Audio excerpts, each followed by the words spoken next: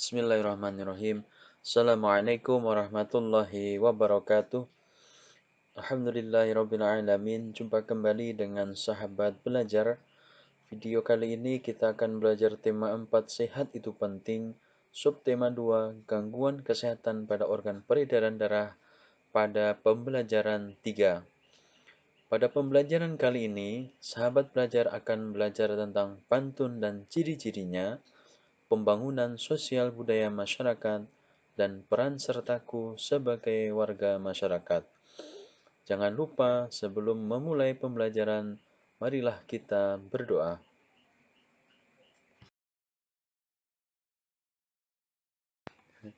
Hari itu, Dayu dan teman-teman akan melakukan wawancara. Dayu, Edo, dan Lina sepakat untuk berangkat bersama. Mereka juga sepakat bahwa Dayu dan Edo akan menghampiri Lina terlebih dahulu, kemudian berangkat menuju ke tempat narasumber wawancara. Sesampainya di rumah Lina, terjadi percakapan singkat sebagai berikut. Aku malas, badanku lemas. Bagaimana kalau wawancaranya nanti sore saja? Saat malas tak bertenaga, jangan diam seperti patung. Ayo kita berolahraga, bersepeda keliling gunung. Benar kata Dayu, ayo kita berangkat menggunakan sepeda. Sahabat belajar, sepintas Dayu memotivasi Lina menggunakan pantun. Masih ingatkah apa itu pantun dan ciri-cirinya? Mari kita simak penjelasan berikut ini. Pantun adalah bentuk puisi Indonesia Melayu yang tiap baitnya terdiri atas 4 baris. Berikut merupakan ciri-ciri pantun. Pertama, pantun bersajak ABAB. 2. Satu bait terdiri atas 4 baris. 3. Tiap baris terdiri atas 8 sampai 12 suku kata. 4. Dua baris pertama adalah sampiran dan 2 baris berikutnya adalah isi pantun. Mari kita simak pantun berikut ini. Saat malas tak bertenaga, jangan diam seperti pagar. Sebaiknya lakukan olahraga agar peredaran darah menjadi lancar. Sahabat belajar, mari kita lihat bagian dari pantun di atas.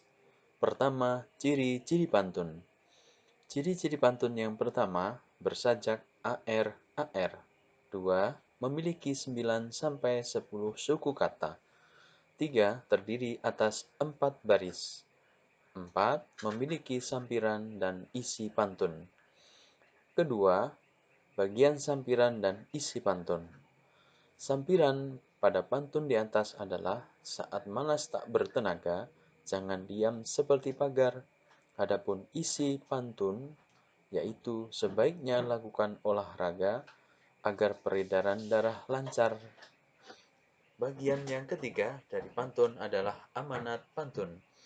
Adapun amanat pantun di atas adalah berolahraga merupakan salah satu kegiatan untuk menjaga kesehatan, di antaranya kesehatan peredaran darah. Olahraga dapat dilakukan dengan berbagai macam cara, misalnya bersepeda. Dayu, Edo, dan Lina berangkat melakukan wawancara menggunakan sepeda. Mereka membutuhkan waktu setengah jam untuk sampai ke tempat wawancara. Dayu, Edo, dan Lina sampai ke rumah narasumber wawancara. Mereka akan mewawancarai Pak Damar. Pak Damar merupakan pengusaha sandal kesehatan. Nah, bagaimanakah hasil wawancara mereka? Berikut adalah kesimpulan hasil wawancara Dayu, Edo, dan Lina. Hasil wawancara Dayu, Edo, dan Lina. Pak Damar merupakan pengusaha sandal refleksi. Pak Damar memproduksi sandal yang dapat digunakan untuk melancarkan peredaran darah. Sandal refleksi buatan Pak Damar terbuat dari kayu. Kayu tersebut diperoleh dari daerah sekitar tempat tinggalnya. Pak Damar hanya membeli kayu berkualitas. Namun demikian, Pak Damar selalu menyarankan kepada pemasok kayu untuk melakukan reboisasi setelah penebangan. Dengan reboisasi hutan menjadi tidak gundul dan hasil reboisasi beberapa tahun kemudian dapat dimanfaatkan lagi. Di antaranya, pohon dapat ditebang dan kayunya dapat digunakan lagi. Tenaga kerja di pabrik Pak Damar juga berasal dari warga di sekitar tempat tinggalnya.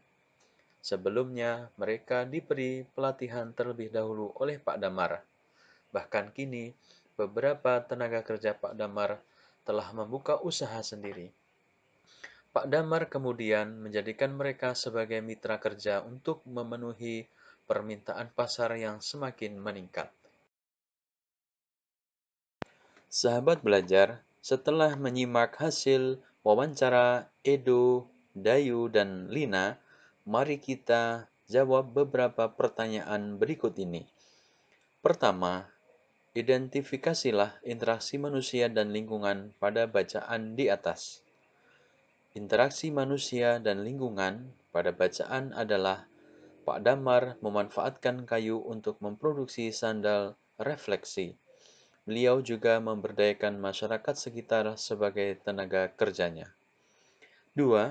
Bagaimana pengaruh interaksi manusia terhadap lingkungan bagi masyarakat dalam bacaan di atas? Jelaskan. Pengaruh interaksi manusia terhadap lingkungan bagi masyarakat dalam bacaan adalah: pertama, pemanfaatan hasil sebagai sumber daya alam untuk kebutuhan manusia. Kedua, meningkatnya kesejahteraan masyarakat. Ketiga, terbukanya lapangan kerja bagi masyarakat. Ketiga, apa manfaat usaha Pak Damar bagi masyarakat di sekitarnya? Jelaskan. Manfaat usaha Pak Damar bagi masyarakat di sekitarnya adalah: pertama, meningkatkan taraf hidup masyarakat. Kedua, membuka lapangan pekerjaan baru. Ketiga, memenuhi kebutuhan masyarakat terhadap sandal refleksi buatan Pak Damar. Keempat, apa yang dilakukan Pak Damar untuk mengurangi kerusakan lingkungan akibat usahanya? Jelaskan. Usaha yang dilakukan Pak Damar untuk mengurangi kerusakan lingkungan akibat usahanya adalah: Pak Damar menyarankan kepada pemasok kayu untuk melakukan reboisasi pada lahan yang telah ia tebangi. Kelima, apakah terdapat hubungan ketergantungan dalam bacaan di atas? Hubungan ketergantungan dalam bacaan pertama, Pak Damar membutuhkan pasokan kayu dari pemasok kayu untuk memproduksi sandal refleksi. Pemasok kayu membutuhkan Pak Damar untuk membeli kayunya. Dari hubungan ketergantungan tersebut, keduanya memperoleh keuntungan berupa uang. Kedua, Pak Damar membutuhkan masyarakat di sekitarnya sebagai tenaga kerja untuk membuat sandal refleksi. Masyarakat di sekitarnya membutuhkan pekerjaan dari Pak Damar. Dari hubungan ketergantungan tersebut, keduanya memperoleh keuntungan berupa uang. Sahabat belajar, sore itu dusun tempat Dayu tinggal akan mengadakan pemilihan ketua RW. Sebelum acara dimulai, Dayu membantu untuk mempersiapkan tempat pemilihan. Dayu membantu memberi alas di setiap meja. Dayu menyapu lantai ruangan tempat pemilihan. Dayu juga membantu mempersiapkan makanan dan minuman untuk panitia pemilihan.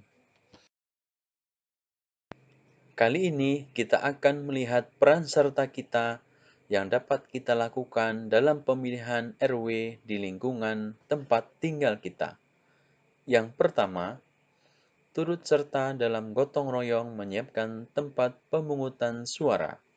Kedua, membantu petugas dalam hal kebersihan TPS, yaitu tempat pemungutan suara. Ketiga, menjaga ketertiban dengan tidak membuat keributan atau kegaduhan. 4. Membantu para ibu menyiapkan makanan. Dan kelima, mengamati jalannya pemilihan ketua RW.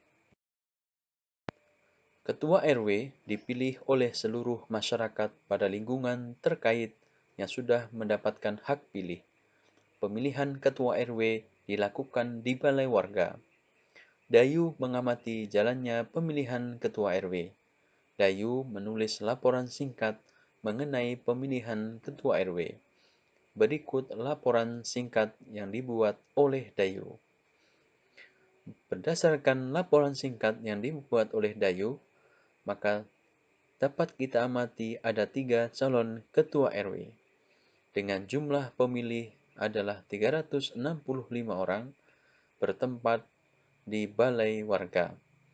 Hasil pemilihan menunjukkan bahwa Bapak Bakri Widodo terpilih menjadi ketua RW dengan perolehan suara berjumlah 195 orang dari 365 pemilih. Sahabat belajar, sebagai warga masyarakat, kita bertanggung jawab untuk mengamati pelaksanaan pengambilan keputusan, baik dalam pemilihan ketua RT, ketua RW, maupun kepala desa. Kita harus mengamati. Selain itu, masyarakat juga dapat mengamati berbagai keputusan yang dikeluarkan oleh ketua RT, ketua RW, dan kepala desa. Pengambilan keputusan bersama dapat dilakukan melalui musyawarah untuk mufakat. Namun demikian, apabila tidak mencapai mufakat, dapat dilakukan voting. Setelah menyimak penjelasan di atas, mari kita kerjakan ayo berlatih berikut ini. Pertama, bagaimana cara pengambilan keputusan bersama yang biasa dilakukan dalam masyarakat di Indonesia? Jelaskan. Dalam masyarakat Indonesia, pengambilan keputusan bersama dilakukan melalui musyawarah. Musyawarah tersebut bertujuan untuk mencapai mufakat. Namun demikian, apabila tidak mencapai mufakat, maka akan dilakukan voting. Salah satu contoh voting adalah pemilihan umum. 2. Apa saja masalah dalam masyarakat yang dapat dipecahkan melalui pengambilan keputusan bersama?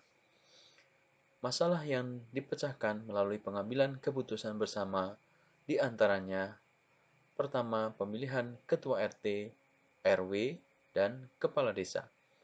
2. Membuat jadwal ronda malam. Ketiga, melaksanakan gotong royong membersihkan lingkungan.